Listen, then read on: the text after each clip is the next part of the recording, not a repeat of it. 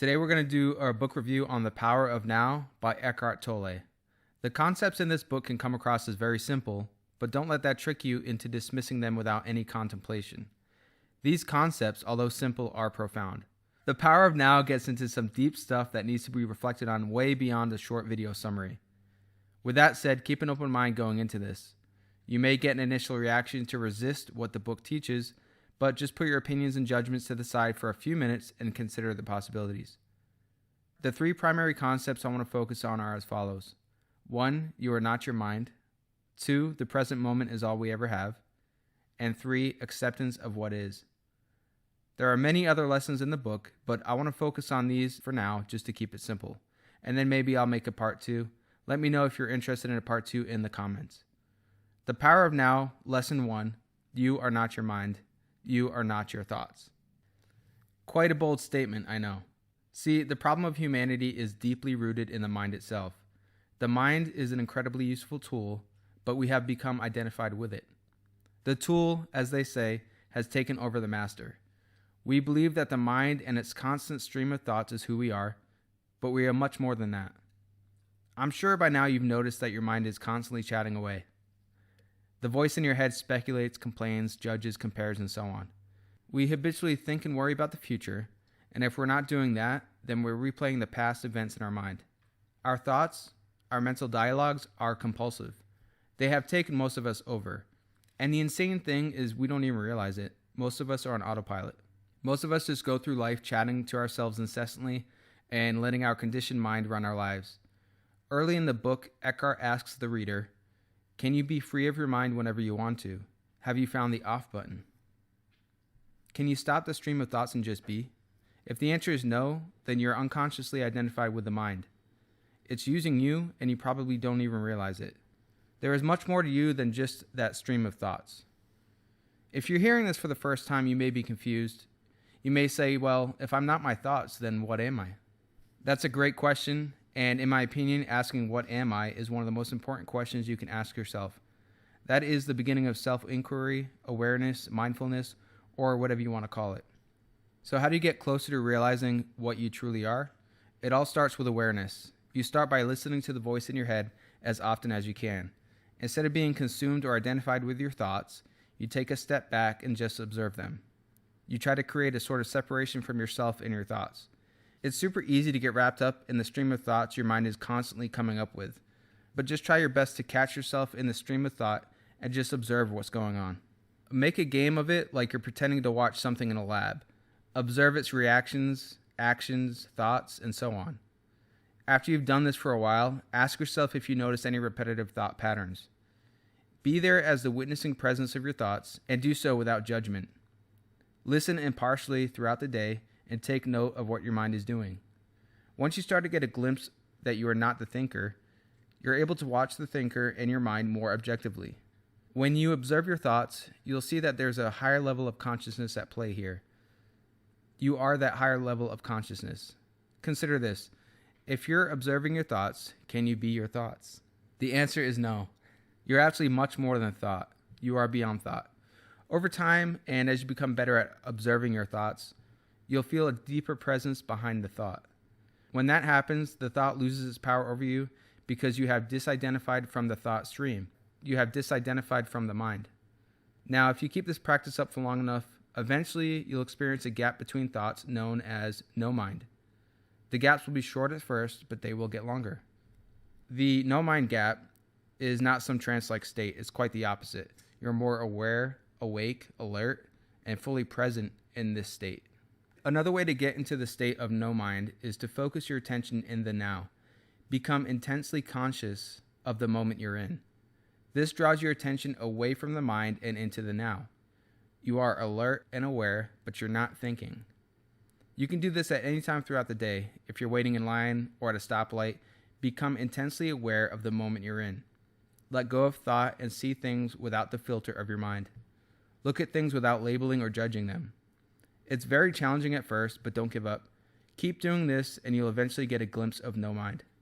This can be a very confusing concept if you've never heard it before, so let's hit on a couple of Eckhart's quotes to really drive it home before moving to the next lesson. The single most vital step on your journey toward enlightenment is this: learn to disidentify from your mind. Every time you create a gap in the stream of the mind, the light of your consciousness grows stronger. The wider the time gap between perception and thought, the more depth there is to you as a human being, which is to say, the more conscious you are. The moment your attention turns to the now, you feel a presence, a stillness, a peace. You no longer depend on the future for fulfillment and satisfaction. You don't look to it for salvation. One day you may catch yourself smiling at the voice in your head as you would smile at the antics of a child. This means that you no longer take the content of your mind all that seriously, as your sense of self does not depend on it. For most of us, the mind has become out of balance. Our compulsive thinking is an addiction of sorts. The only way out is to realize the truth. You are not your mind. You are not your thoughts. The mind is simply a tool to be used when necessary.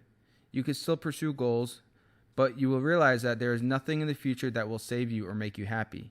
You don't need something in the future. You're just happy being here and now. That brings us to lesson 2. The present moment is all we will ever have.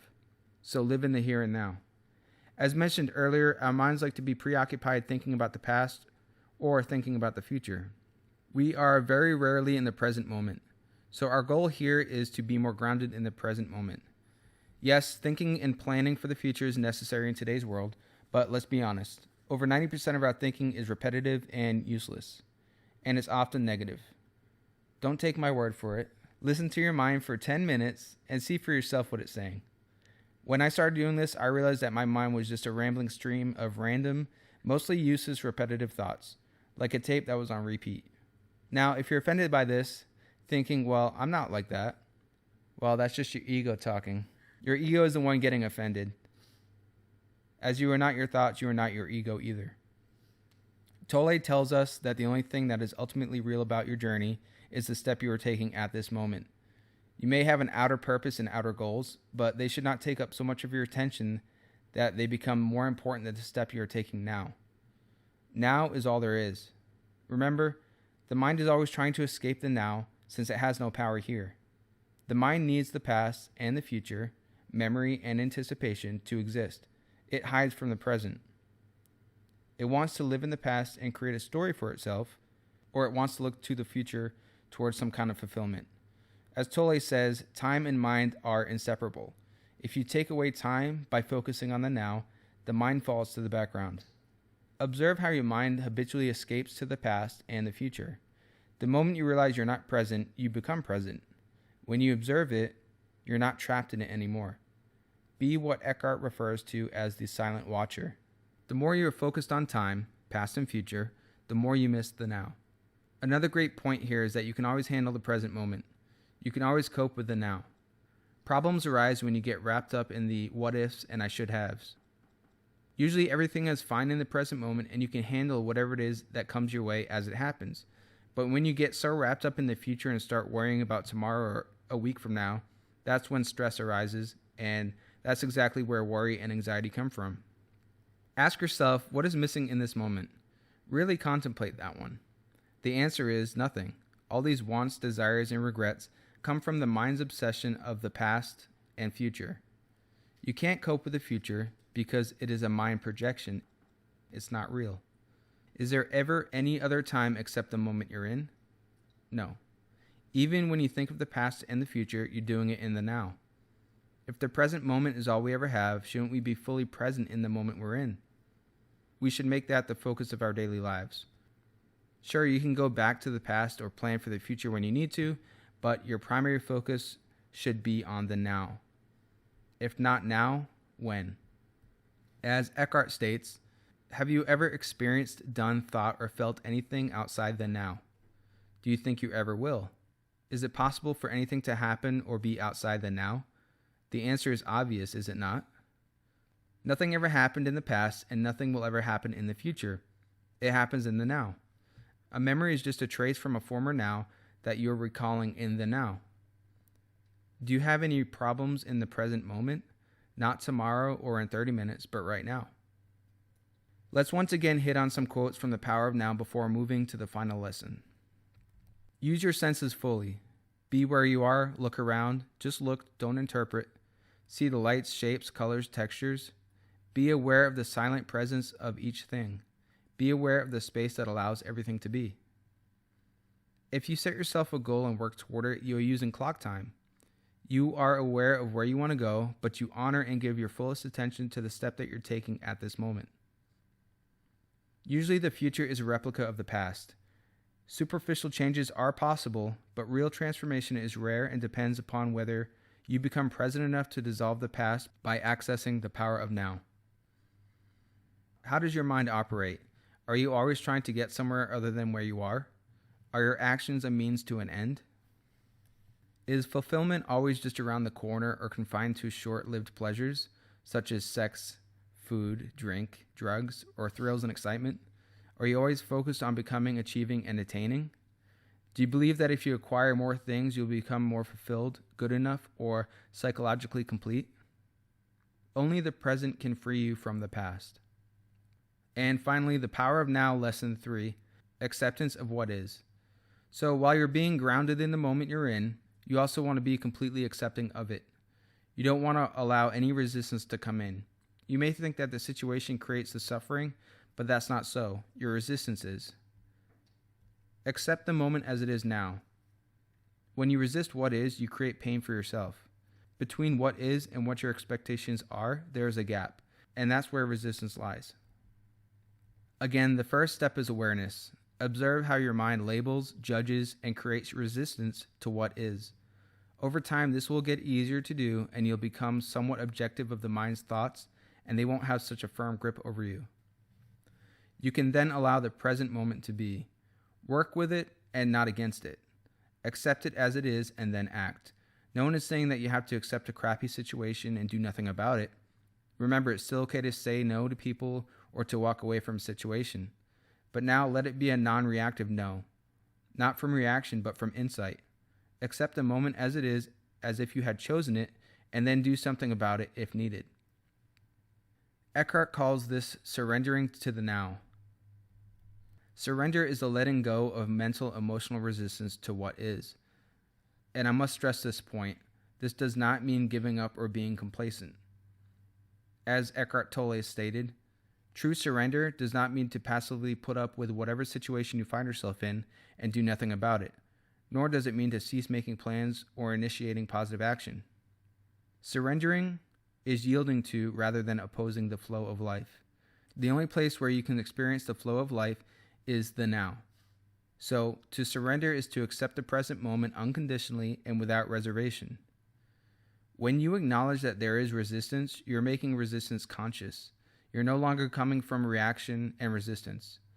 Once you acknowledge it, ask if there is anything you can do to change, improve, or remove yourself from the situation, and then take action on the one thing you can do in the now. Not the other 100 things that you may or may not do in the future, but what you can do right now. Tolle also states, the external conditions that were being resisted also tend to shift or dissolve quickly through surrender. It's a powerful transformation of situations and people. If conditions do not shift immediately, your acceptance of the now enables you to rise above them. Either way, you are free. And if you cannot surrender, take action immediately. Speak up or do something to bring about a change in the situation or remove yourself from it. Take responsibility for your life. Eckhart states, surrender does not transform what is, at least not directly. Surrender transforms you. When you're transformed, your whole world is transformed because the world is only a reflection. Life is like a mirror. If you saw something in the mirror you didn't like, would you attack it? Of course not, because you would be attacking yourself. Become friendly with it and it becomes friendly towards you.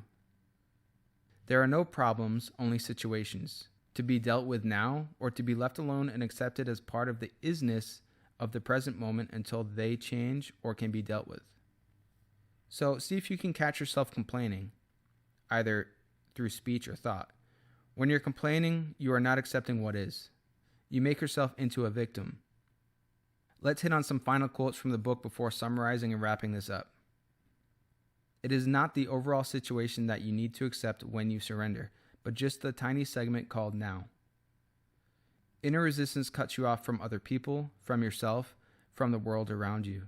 It strengthens the feeling of separateness, on which the ego depends on for its survival.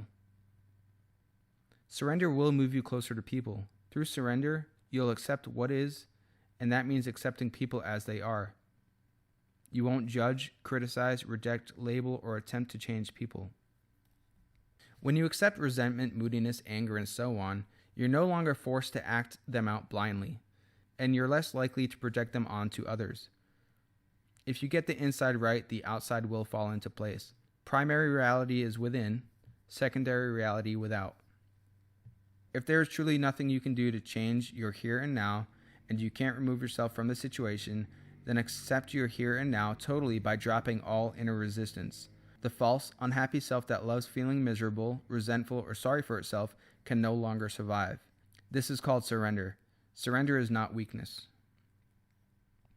That's my quick breakdown of The Power of Now by Eckhart Tolle. Let's summarize quickly. 1. You are not your thoughts. Observe your thoughts to see them for what they truly are. 2. The present moment is all we ever have, so be more grounded in it. And 3. Surrender to the now and accept what is. Why fight what is already in existence? Instead, whatever it is, allow it to be and surrender to it. These 3 lessons get deeper and deeper the longer you practice them, so if this piqued your interest, spend some time on them and go pick up a copy of this book. It's an absolute masterpiece. I'm really just barely scratching the surface with this video. Anyways, I hope you enjoyed it. If you did, please like and subscribe, and let me know in the comments if you'd be interested in a part 2. Thanks, and I'll see you next time.